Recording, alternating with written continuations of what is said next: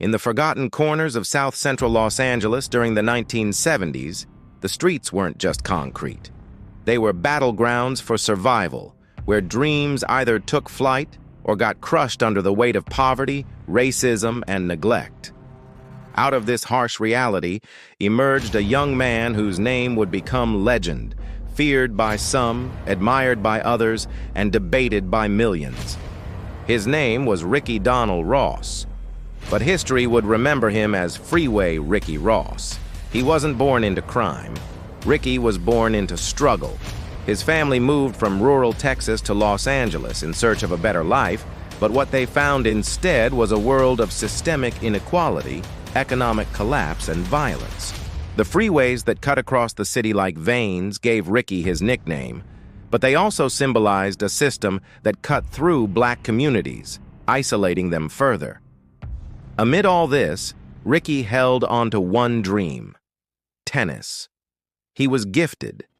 Coaches said he had the potential to go pro, but fate had other plans. When it came time to pursue a scholarship, Ricky hit an invisible wall. He was illiterate. A system that failed to teach him how to read had now locked him out of his future. The streets, however, offered their own kind of education, and Ricky was a quick learner. It started with a single encounter. A friend introduced him to cocaine, not to use, but to sell. Back then, cocaine was a party drug for the elite. Ricky saw the profit margins and jumped in. He didn't drink, didn't smoke, and didn't party. He was focused, and when crack cocaine entered the scene, it was like gasoline to fire. Cheap, addictive, and potent, crack changed everything. Ricky was among the first to understand its power, and he built a distribution network unlike anything law enforcement had ever seen. By the mid-1980s, Freeway Ricky Ross was operating a drug empire stretching across multiple states.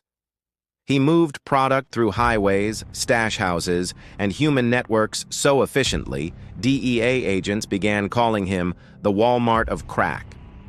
At his peak, Ricky made upwards of $3 million per day. Let that sink in. A man who once couldn't read was now running a drug operation with more cash flow than most corporations. He kept things quiet, no flashy lifestyle, no reckless spending. His low profile helped him operate beneath the radar for years. But his success came at an immeasurable cost. Entire neighborhoods collapsed. Families were torn apart. Children were born addicted. Crack didn't just devastate, it annihilated, and Freeway Ricky was fueling the machine. But there was something even darker lurking behind the scenes. Years later, investigative journalist Gary Webb would connect the dots in a controversial expose called Dark Alliance.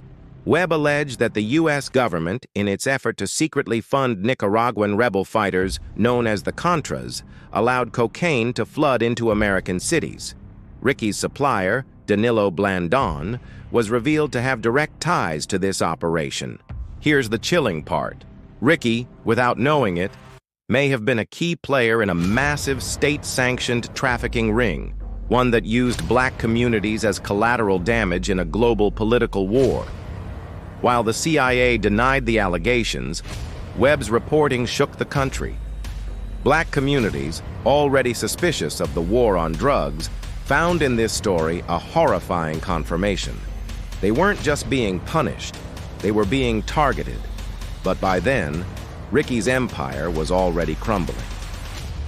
In the mid-1990s, after a brief retirement, Ricky was pulled back into the drug world. Tempted by a final deal, he was lured into a sting operation set up by none other than Danilo Blandon, the same man who had once helped him rise. Ricky was arrested in a Los Angeles motel room while attempting to purchase over 100 kilos of cocaine. The court came down hard. A life sentence. No parole, no leniency. The man who once couldn't be touched was now locked in a cage. But prison didn't break Ricky Ross. It transformed him. Behind bars, he did something the streets had never allowed him to do. He learned to read. He studied law. He reflected. He realized the weight of what he had done, not just to himself, but to his community, his family, and his legacy. Eventually, with the help of skilled attorneys, Ricky challenged the circumstances of his arrest.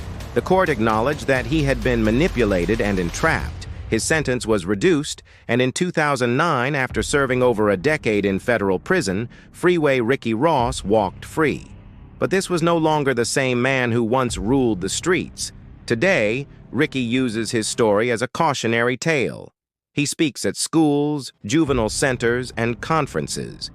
He warns young people about the illusions of fast money and the brutal reality behind drug glamour. He became an author, an entrepreneur, and, ironically, a literacy advocate. From illiterate teen to prison scholar, Ricky Ross flipped his narrative.